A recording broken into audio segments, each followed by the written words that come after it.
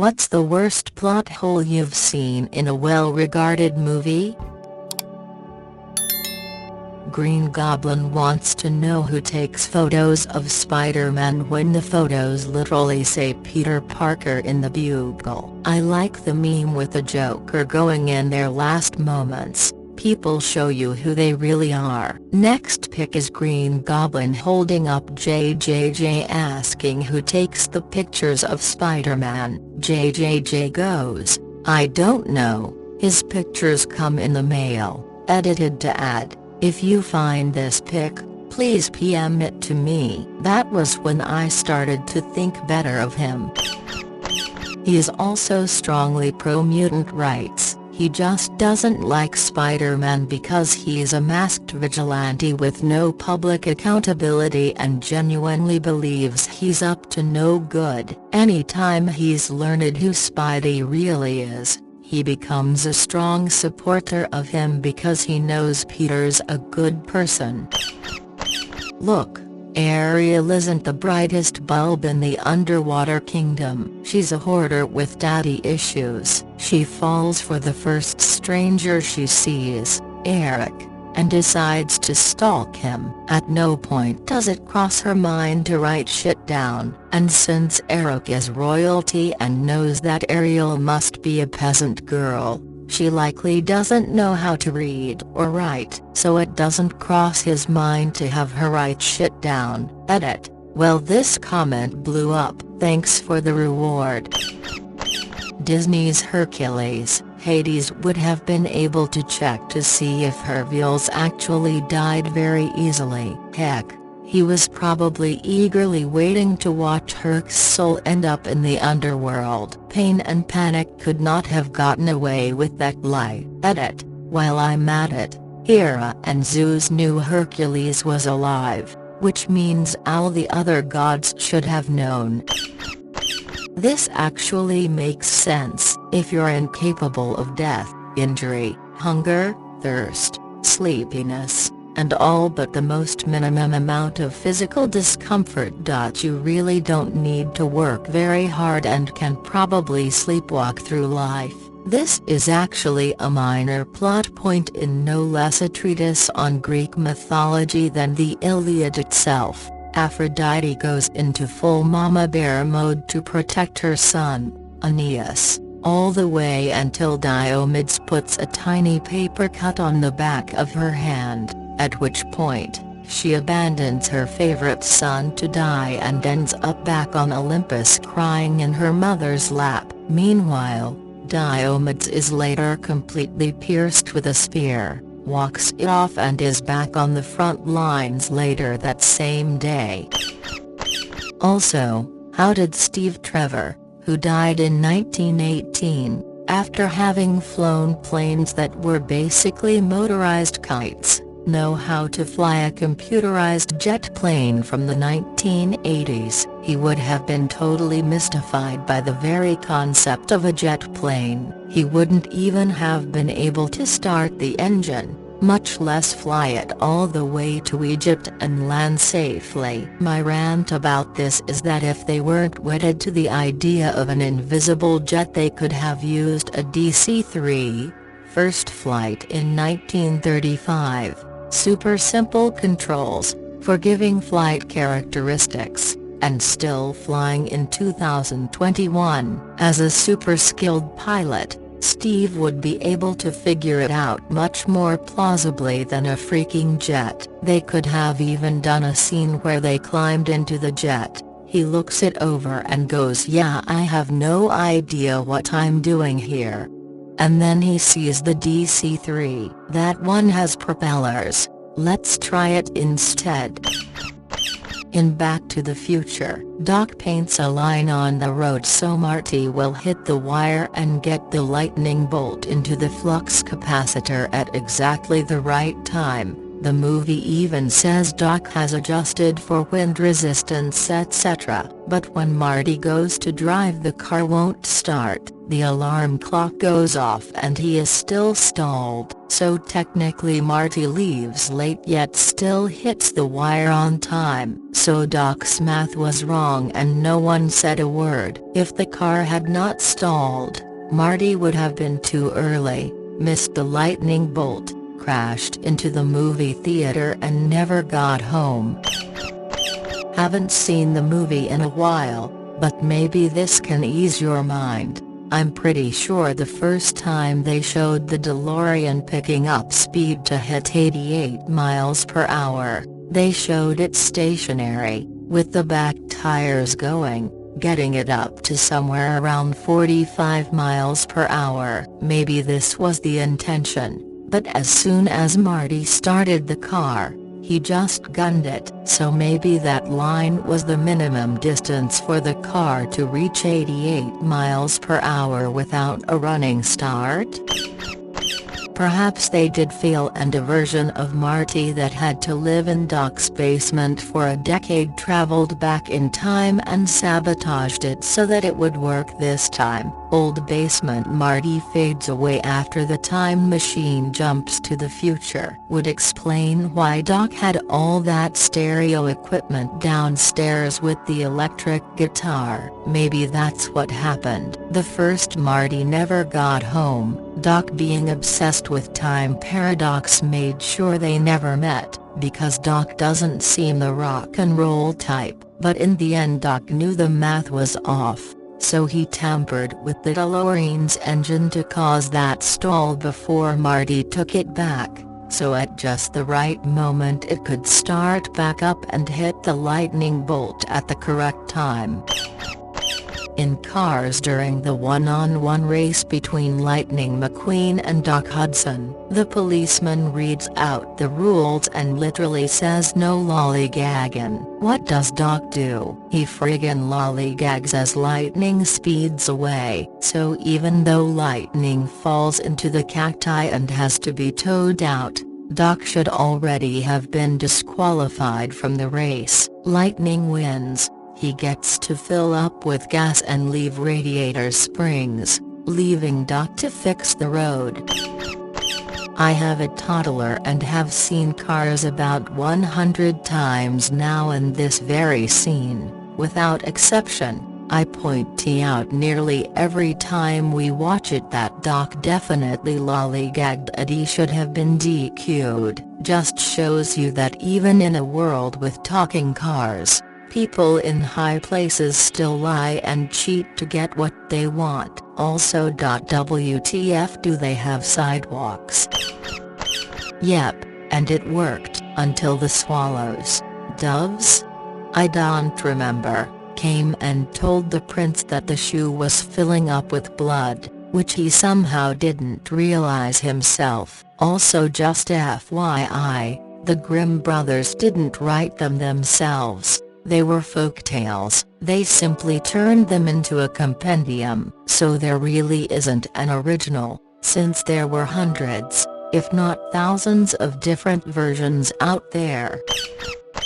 Every Christmas movie that centers around Santa being real and adults not believing in him, who is actually leaving the presents. Because if it's the parents, then Santa isn't doing his job. But if it's Santa, where on earth do the parents think the presents are coming from? I think about this every single year, especially at the end of the Polar Express when the parents don't hear the bell ringing. Who do they think brought the bell? Not only that, but why does it have to be the plot in every Christmas movie? So infuriating when you have little kids. This was a big giveaway for me as a child because people asked me if I believed, and eventually you think, if everyone knew it was real, no one would question me. Like people don't walk around asking you if you believe in the sun. Same thing about the movies.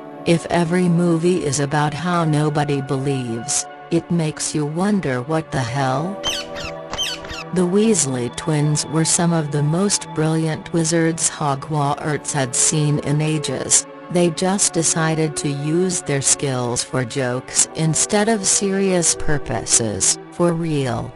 Snape is shown to be a brilliant postmaster because he came up with a couple of his own potions and some improvements on existing ones. The Weasley twins invented literally hundreds of new spells, potions, and enchantments. Edit. Apparently autocorrect doesn't think Potion Master is a real word. Halloween 3, they show kids all across the US trick-or-treating. The big show is at 9 o'clock, or was it 8, but doesn't mention other time zones. The movie is set in California, so either it's 9 p.m. PST and the East Coast kids are mostly already asleep and it's just Western time zone kids who die, or it's 9 p.m. each time zone, which would mean the East Coast kids would die first and time zones further west would likely be warned in time to prevent further deaths.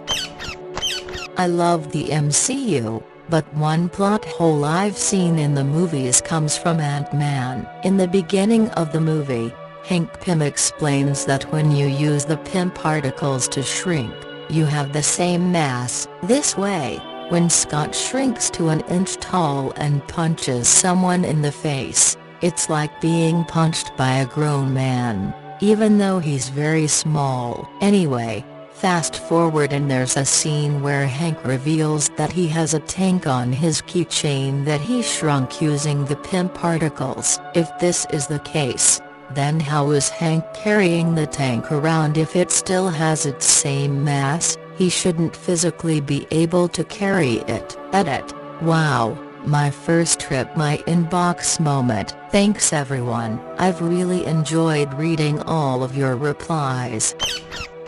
I like the theory that Pym is actually a fucking idiot, but he's also unknowingly a powerful magic user. He thinks he was doing science to create the Pym particle, but he was really training himself to successfully cast this one specific spell, using bullshit sciencey words and props to fool himself into using magic that he absolutely doesn't believe in. So the magic behaves however he thinks it ought to behave at the moment.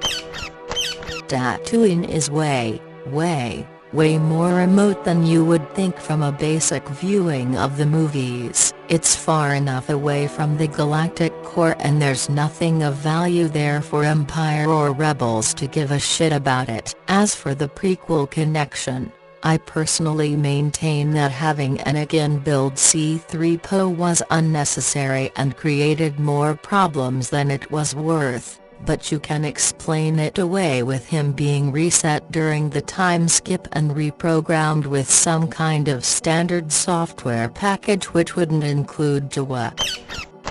The precedent for this in Adventure Archaeologist movie was set in Raiders of the Lost Ark, maybe before. At a few points he ends up leading the Nazis closer to the Ark. And of course with the ending they destroy themselves. Doing nothing would have stopped them just as well as taking action. Although you could argue that they would have eventually found it themselves, and maybe thrown more men at attempting to harness the power with trial and error. Either way I still love the film.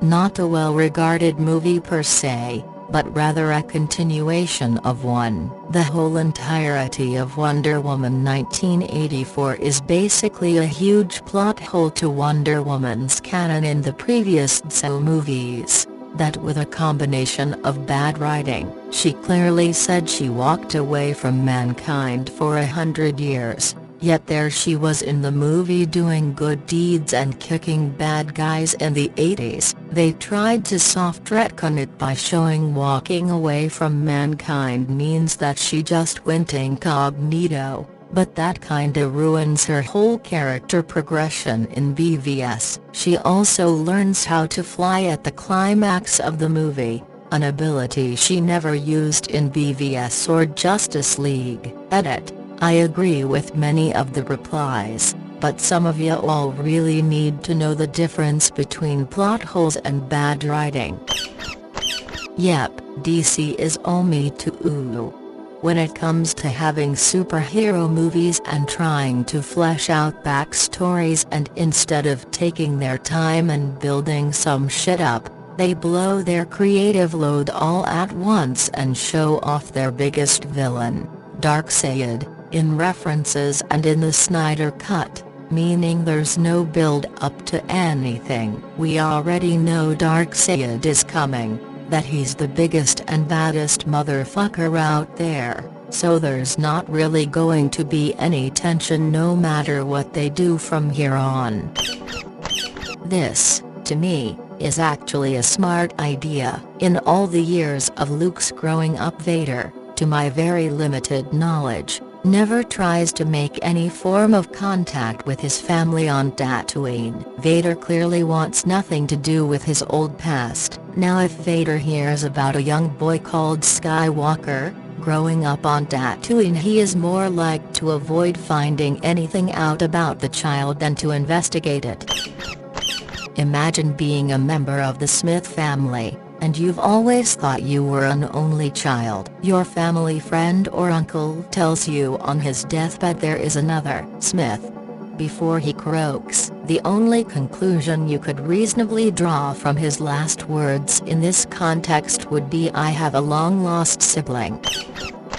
That's because Tatooine was nothing but pain and misery for Vader. Imagine growing up in the most abusive home possible, and when you revisit it in your teens, more horrible stuff happens to you. At that point, you're never gonna go again. That was the reasoning Obi-Wan had. That's also why it makes sense that Vader didn't have intuition that they were there. Anytime he got a feeling from the Force about Tatooine that might have indicated kids there, it would be occluded by his own feelings about Tatooine. If Obi-Wan had chosen some random planet, I think Vader would have been like, shit, why is that random-ass planet all of a sudden giving me strange feelings? Not to mention, Tatooine is in hot space. They are allied to the Empire, but it's still the Hutts that control the planet. The Empire doesn't have the same presence there as they do in other parts of the galaxy. Think of it like this: it took 10 years to catch and kill Bin Laden, despite the US knowing who to look for, and having a fairly good idea in what general portion of the world he was hiding. Now consider that Luke Skywalker, a person that Vader doesn't even know exists, is somewhere in a barely habitable desert roughly the size of the Earth, and he's being guarded by an incredibly strong Force user who might be able to conceal the Force potential in the Skywalker kid. Finally, of course, his surname is Skywalker, but Tatooine is a backwater planet ruled by a mob boss. I highly doubt that a well-functioning civil registry office is something the Hutts are very concerned with. In Aladdin the animated movie, when he enters the Cave of Wonders he is told to touch only the lamp, yet after entering he proceeds to touch and ride on a magic carpet that was in the Cave of Wonders, but the Guardian doesn't give a fuck about that. Edit. I have another problem with the Cave of Wonders as well. At the beginning of the movie, we are told only one may enter, a diamond in the rough. Then, when a random thief enters, the cave immediately collapses on him. We later discover that Aladdin is the diamond in the rough. So my problem is this: if Abu touching the ruby was enough to make the cave collapse, shouldn't that mean that he must also have been a diamond in the rough to be able to enter in the first place? If that is true, then the cave should have collapsed immediately, since 2 people entered when he specifically said only one may enter. If you argue that Abu doesn't count because he is a fucking monkey, then him touching the ruby shouldn't have mattered.